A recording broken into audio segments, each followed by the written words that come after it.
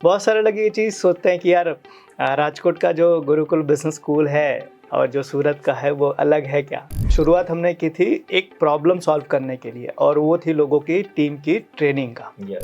Sir Rajkot में जब हमने स्टार्ट किया था 2018 में, आपको भी याद होगा कि एक वहाँ पे एक कल्चर था दोपहर में 2 से 4 का, कि मतलब दोपहर में 2 से 4 खाना खा के आराम करना। ठीक है, क्या आज भी वो कल्चर राजकोट के अंदर एग्जिस्ट करता है? क्या आज भी है? और अभी लगभग शायद कहा जा रहा है सर, राजकोट लगभग पूरी इंडिया का 6वीं या 7वीं ग्रोइंग इंडस्ट्री है, ग्रोइंग सिटी है, जिसमें बहुत तेजी से ग्रो हो रहा है।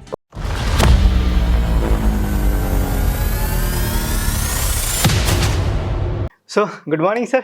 Good morning. सो बहुत दिनों के बाद हम साथ में इकट्ठा हुए, पहली बार ऐसी यूट्यूब के ऊपर जाके कम्युनिकेशन। बहुत सारे लोग ये चीज़ सोचते हैं कि यार राजकोट का जो गुरुकुल बिजनेस स्कूल है और जो सूरत का है वो अलग है क्या। तो बहुत सारे लोगों को आज इसके बारे में क्लैरिटी देना बहुत ज़रूरी है कि भाई एक ही है दोनों। हम हमारे ऐसे ब्रांचेस 3-4 ब्रांचेस हम चला रहे हैं, अहमदाबाद में भी है उसके बारे में। तो आज अपने गुरुकुल के बारे में थोड़ा सा हम डिस्कशन करते हैं।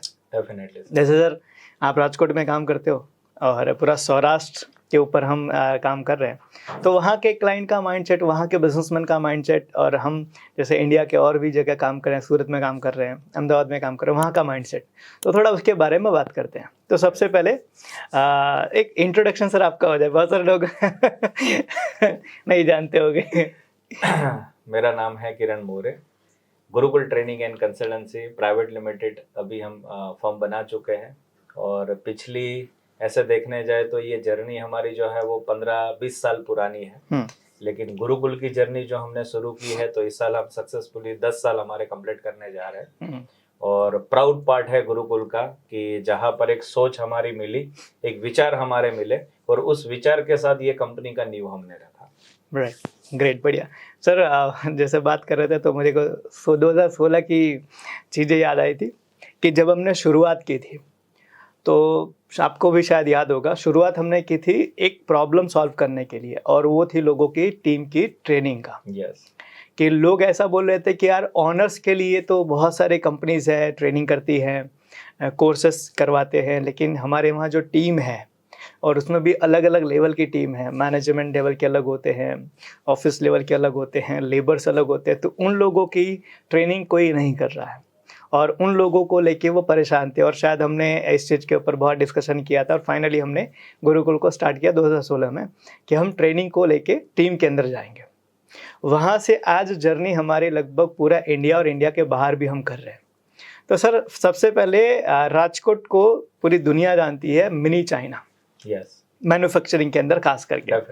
तो जो लोग राजकोट के अंदर बिजनेस करते हैं उनका माइंडसेट कैसा होता है और उनको हम कैसे कैसे चीज़ों के बारे में गाइडलाइन या सर्विसेज या कैसे हम उनके बिजनेस को ग्रो करने में हेल्प कर रहे हैं। राजकोट के लोगों की अगर पर्टिकुलर बात करूं तो 2018 में हमने स्टार्ट किया था राजकोट के अंदर। हमने साथ में ही सफर स्टार्ट किया था। स्टार्टिंग से वहां पर जो लोग मुझे मिले हैं और जितने लोगों के साथ हमने काम किया है, मैंने ये देखा है कि वहां के लोगों की जो प्लस पॉइंट मुझे है कि रिस्क टेकिंग एबिलिटीज जो उन लोगों की होती है वो ऑसम होती है। बिल्कुल सही बात है। कुछ भी चीजें अगर उनको नहीं समझ में आती है तो वो लर्निंग के लिए, सीखने के लिए ऑलवेज तैयार होते हैं। और सबसे बड़ा प्लस पॉइंट मैंने वहां पर देखा है कि फैक्ट्रियां जो है वो सुबह में 8 बजे शुरू हो जाती है। हाँ, मतलब वहां के लोगों के अंदर काम को लेकर इतना ज्यादा एंथुजियाज्म उनके अंदर होता है कि वो अपने आप को रोक नहीं पाते हैं काम करने के अलावा। और वहां की चीजों की अगर कुछ दिक्कतों को लेकर अगर बात करूं तो कहा जाता है कि जिन लोगों का बिजनेस के अंदर ज्यादा इंटरेस्ट होता है तो उनका ऑलवेज पढ़ाई के अंदर कम इंटरेस्ट होता है। अच्छा। तो ज्यादा से ज्यादा लोग हमें ऐसे ही मिले हैं कि जिनका एजुकेशन क्वालिफिकेशन कम रहा है, लेकिन उन्होंने शुरू से ही अपने आप को बिजनेस के अंदर ढाला है। राइट।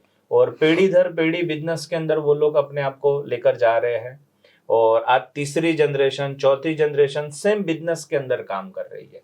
सर राजकोट में जब हमने स्टार्ट किया था 2018 में, आपको भी याद होगा कि एक वहाँ पे एक कल्चर था दोपहर में 2 से 4 का, कि मतलब दोपहर में 2 से 4 खाना खा के आराम करना। ठीक है, क्या आज भी वो कल्चर राजकोट के अंदर एग्जिस्ट करता है? क्या आज भी है? आज भी वो कल्चर तो है, लेकिन जैसे गुरुकुल ने वहां पर नींव रखा तो हमने ही वहां पर कुछ इनिशिएटिव ले लिए और बहुत सारी कंपनियों के अंदर हमने ये एक आगाज किया और उनको बोला कि इसको आप वर्किंग टाइम के अंदर कन्वर्ट कर सकते हो। तो आज एंड ऑफ द इतने टाइम से काम करने के बाद ये फल उनको मिला है कि कुछ लोगों ने उस टाइम को प्रोडक्टिव वर्क के पीछे जब डालना स्टार्ट किया है तो आज उनको अच्छा रिजल्ट मिलना भी शुरू हुआ है। मतलब लोगों ने अपना माइंडसेट चेंज किया। और अभी लगभग शायद कहा जा रहा है सर, राजकोट लगभग पूरी इंडिया का 6वीं या 7वीं ग्रोइंग इंडस्ट्री है, ग्रोइंग सिटी है, जिसमें बहुत तेजी से ग्रो हो रहा है। कौन कौन सी मेन इंडस्ट्री है वहां पर जो ग्रो हो रही है बहुत तेजी से? सबसे पहले तो मैन्युफैक्चरिंग के अंदर अगर हम बात करें तो वहां पर बहुत सारी फैक्ट्रियां ऐसी बनी हुई है जो कोई भी प्रोडक्ट अगर आप लेकर जाते हो ना तो उसको किस तरीके से डेवलप करना है ना, उसका पूरा का पूरा बोलते हैं ना वो कॉपी और पेस्ट करने के अंदर एक्सपर्टाइज उनकी रहती है। जैसे इंजीनियरिंग इंडस्ट्री अगर मैं बात कर लूं तो वहां पर बहुत ज्यादा फैक्ट्रियाज है, खास करके जीआईडीसी पूरी की पूरी डेवलप्ड हुई है। और जितने भी पुराने लोगों से हम मिलते हैं तो पहले बात ऐसी होती थी कि यहाँ पर पूरा खेतर हुआ करते थे और खेत में लोग खेती करना पसंद करते थे। लेकिन आज राजकोट ने इतना ज्यादा फोकस किया हुआ है कि पिछले 2-3 साल के अगर मैं डेटा निकालूं तो तकरीबन हमने एनालिसिस किया है 18,000 से भी ज्यादा नई फैक्ट्रियां ओपन हुई है। 18,000 से ज्यादा फैक्ट्रियां ओपन हुई है। बढ़िया।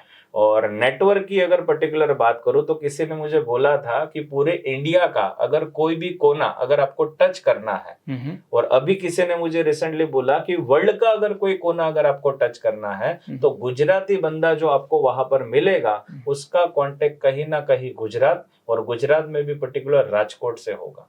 क्योंकि राजकोट से जो ट्रांसपोर्ट की जो सुविधा है वो आज ऑल ओवर इंडिया छाई हुई है, फैली हुई है। मतलब नेटवर्क बहुत बड़ा हो गया है। बहुत बड़ा है। बढ़िया, ग्रेट सर। जब हमने राजकोट के अंदर जब स्टार्ट किया था गुरुकुल को, सो उस टाइम पर राजकोट की सिचुएशन बहुत डिफरेंट थी और आज की सिचुएशन बहुत डिफरेंट है। एक चीज़ मैंने उस टाइम पर भी मार्क किया था, जो शायद आपने भी मार्क किया होगा, कि राजकोट के अंदर जो बिजनेसमैन हैं उनका घर अच्छा हो या ना हो, लेकिन वो फैक्ट्री बहुत अच्छी बनाते हैं। घर मेंटेन करें ना मेंटेन करें, लेकिन फैक्ट्री को बहुत अच्छे से मेंटेन करके रखते हैं। और यही चीज़ अगर हम दूसरे बिजनेसमैन के बारे में बात करते हैं, दूसरे सिटीज़ के बारे में, जहाँ पर दूसरी सिटीज़ है, पैन इंडिया ले लेते हैं क्योंकि हम पैन इंडिया में काम कर रहे हैं, तो बाकी सारे बिजनेसमैन को ये चीज़ देखते हैं तो वो फैक्ट्री वगैरह जैसा तैसा है, घर उनका अच्छा होना चाहिए। सही है ना। ये माइंडसेट ऐसा राजकोट में क्यों है कि भर घर तो ठीक है, लेकिन पहली फैक्ट्री हमारी प्रायोरिटी है और बाकी लोगों के लिए पहली प्रायोरिटी उनका घर है और बाकी जो चीज़ें हैं। क्योंकि आज हम पूरे इंडिया में काम करते हैं तो देखते हैं कुछ जगह पर कि उनका घर बंगलो मतलब बहुत आलीशान बना है, लेकिन अपनी फैक्ट्री में एक बाथरूम तक नहीं बना है। और ये चीज़ राजकोट में उल्टा है। तो राजकोट के लोगों का ऐसा क्या माइंडसेट है, वो क्या सोचते हैं इन चीज़ों के बारे में? मैंने पर्टिकुलर जितने भी बिजनेसमैन लोगों के साथ काम किया है हमने ही मिलकर, और जिन जिन लोगों की कंसल्टिंग की है, हमने ज़्यादातर लोगों को देखा है कि उन लोगों का R&D के पर्पज से फॉरेन ट्रिप ज़्यादा होती है। और चाइना में जाने वाले बहुत ज़्यादा तादाद में लोग जो होते हैं वो राजकोट से रिलेटेड होते हैं। अच्छा। क्योंकि उनको कोई ना कोई चीज की अगर मैन्युफैक्चरिंग करनी हो तो उन चीजों को ढूंढने के पर्पज से वो वहां जाते हैं। सेम चीज पूरे इंडिया के कोई भी कोना ले लो या बाहर से भी अगर कोई नई चीजों को अगर बिल्ड करने की बात कर लो तो वहां से भी अच्छे अच्छे लोग विजिट के अंदर आते हैं राजकोट में। ये चीज मैंने देखी। हाँ, मैंने बहुत सारे लोगों की कंसल्टिंग खाली इस पर्पज से की है कि उनको एक बड़ी डील क्रैक करनी है, और वो बड़ी डील क्रैक करने के लिए उनको चाहिए सिस्टम। और उसके कारण वो गुरुकुल के साथ जुड़े और गुरुकुल के साथ जुड़कर उन्होंने सिस्टम को सेट किया और वो बड़ी वाली डील जो है वो सिस्टम के बेस के ऊपर उन्होंने क्रैक किया। सर एक चीज और जाननी थी, समझनी थी कि अब राजकोट को जैसे कहा जाता है मिनी चाइना, खास करके इंजीनियरिंग और ज्वेलरी के मामले में। यस। तो इतनी बड़ी फैक्ट्रीज इतनी तादाद में होने के बावजूद भी राजकोट की वो बड़ी ब्रांड इंटरनेशनल लेवल तक क्यों नहीं पहुंच पा रही है? ये आपने जो पॉइंट छेड़ा है ये बहुत दुखद पॉइंट है और बोलते हैं ना गुजराती में कहता है ये दुखती नस है। क्योंकि ये बात होती है कहीं ना कहीं माइंडसेट को लेकर, और माइंडसेट कहीं ना कहीं इस तरीके से बिल्ड हुआ है कि आज हर कोई इंसान जब धंधे के अंदर आता है उसकी बेसिक नीड होती है, और बहुत सारे लोग वहीं पर अपने आप को रोक देते हैं जहां पर उनकी बेसिक नीड जो है ना वो पूरी हो जाती है। तो कुछ लोगों ने अपने बंगलेस बना लिए, कुछ लोगों ने वहां पर वाड़ी का कल्चर है, अच्छा। अगर आपने सुना ही होगा, तो वो उन्होंने डेवलप कर लिया, अपना घर बना लिया, अपने बच्चों को पढ़ाई करवा लिया। उसके बाद बहुत सारे लोगों को ऐसा महसूस होता है कि अब मेरी जिंदगी खत्म होने जा रही है, तो मुझे बहुत ज्यादा एक्सपेंशन में नहीं जाना है, अब मुझे मेरी लाइफ को जीना है, और स्पिरिचुअल चीजों के ऊपर उनका फोकस जो है वो डाइवर्ट हो जाता है, मतलब वो संतुष्ट हो जाते हैं। Yes yes. और उसी की वजह ऐसी है कि आज कोई भी कंपनी, ब्रांडेड कंपनी, अगर आप फॉर्च्यून 500 में से निकाल लोगे और उसका मैन्युफैक्चरिंग का कोई भी पार्ट अगर आप ले लोगे, कोई भी ब्रांड आप ले लो, तो वो मैन्युफैक्चरिंग पार्ट जो है वो राजकोट में बनता ही है और बन ही रहा है। लेकिन सबसे बड़ा दिक्कत ये है कि वो वाइड लेबलिंग में चले जाने के कारण वो खुद की ब्रांड बिल्ड करने में फोकस नहीं कर पा रहे। जैसे मैंने सुना था और शायद हमने डिस्कशन किया था, टाइटन का भी कुछ पार्ट जो है वो राजकोट के अंदर मैन्युफैक्चर होता है। सर आप सुई से लेके ये अपना जो बोलता है ना इंडिया का अभी जिस तरीके से मिसाइल ले लो या कोई भी डिफेंस का कोई भी पार्ट्स ले लो, हर पार्ट के अंदर कोई ना कोई चीजों के अंदर जो इन्वॉल्वमेंट रहेगा ना, वहां पर राजकोट का मैन्युफैक्चरिंग का नाम रहेगा। मतलब राजकोट में ये, अच्छा ये बना कैसे माहौल वहाँ पर, क्योंकि इसके लिए लेबर वगैरह की भी ज़रूरत होती है और बहुत सारे लोगों का कंप्लेन होता है कि यार लेबर मिलते नहीं है। तो राजकोट के अंदर अब जो बिजनेसमैन है वो तो चलो सब सौराष्ट्र के हैं, उनके पास जो लेबर काम करते हैं वो कहाँ से लाते हैं, कैसे लाते हैं और उनको कैसे टिका के रखते हैं, वो एक बहुत बड़ा टास्क है। वो एक राज की बात है, क्योंकि मैंने बहुत सारे लोगों से ये प्रश्न किया था जब हम काम करते थे, और बहुत सारे लोगों को इन चीजों के अंदर चैलेंज भी आती है। लेकिन जिन लोगों ने अपने लेबर को बचा के रखा है या उनके साथ लंबा टाइम अगर उन्होंने स्पेंड किया है, तो कभी भी उसने अपने लेबर को लेबर की तरह नहीं ट्रीट किया है। अच्छा। हर एक उस स्पॉन्सर ने जो अपने बिजनेस को ग्रो किया है वो लेबर को अपना पार्टनर मानता है, और जिस तरीके से वो अपने धंधे में ग्रो हो रहा है तो लेबर को भी उसके लेवल पर उसके नीड के हिसाब से उसको ग्रो करवा रहा है। मतलब कर वाला तो होगा डेफिनेट। जब तक हम लोगों के लिए कुछ नहीं करेंगे लोग हमारे लिए कुछ नहीं करेंगे। मतलब हम ईमानदार है लोगों के लिए, हम लॉयल है तो हमारे लिए लोग लॉयल रहेंगे। एक स्टोरी मैं यहाँ पर शेयर करना चाहूंगा जो लाइव मैंने खुद महसूस की हुई है। राजकोट से ही नियर के अंदर गोंडल है, गोंडल के अंदर हम एक कंपनी में काम कर रहे थे। ममरा जो होता है उसका मैन्युफैक्चरिंग वो करते हैं। उनके वहाँ ही जो लेबर काम कर रहे थे उनकी बेसिक नीड और रिक्वायरमेंट कुछ थी, जो था कि उनका घर हो जाए, उनके बच्चों का एजुकेशन हो जाए, उनकी गाड़ियां हो जाए, तो वो तो रिक्वायरमेंट उन्होंने पूरी की। लेकिन जब कंपनी के 25 साल उन्होंने कंप्लीट किए और एक सक्सेसफुल जर्नी की ओर आगे बढ़ रहे थे, तो उन्होंने पूरे साल का एनालिसिस करने के बाद 15 से 20 लोगों का ऐसा नाम निकाला कि जिनका एक ड्रीम था कि उनको प्लेन में बैठना है। अच्छा। और आप मानोगे नहीं सर, उस पर्सन ने कंपनी की एनिवर्सरी के एक हफ्ते पहले वो 15-20 लोगों को 3 दिन का ट्रिप दिया मुंबई का, और सभी लोगों को बाय प्लेन यहाँ से भेजा। मुंबई के अंदर उन्होंने 3 दिन स्पेंड किया, घूमे, एंजॉय किया, वहीं से बाय प्लेन वो फिर से आए।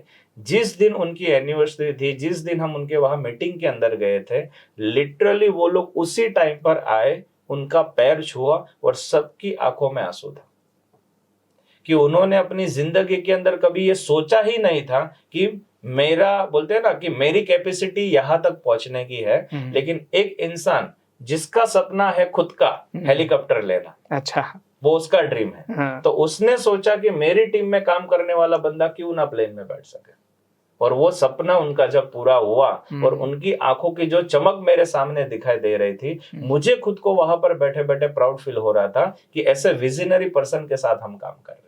बढ़िया, ग्रेट।